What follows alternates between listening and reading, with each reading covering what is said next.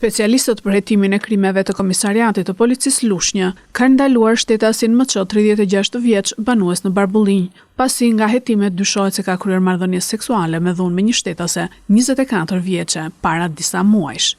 Policia gjithashtu referoi materialet në prokurori për vlerësim ku nisi procedimi penal për shtetasit IM 49 vjeç, FM 32 vjeç, IM 42 vjeç dhe EM 20 vjeç, banues në Fjershegan, pasi dyshohet se për motive të dobta kanë qelluar me grushte një shtetas 65 vjeç po banues në Fjershegan dhe kanë thyer me mjete të forta xhamat e lokalit të tij.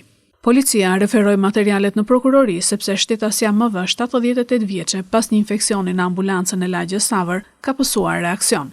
78 vjeçarja është dërguar në spitalin e Lushnjës, por pavarësisht ndihmës mjekësore ka humbur jetën, po punohet për përcaktimin e shkakut të humbjes së jetës.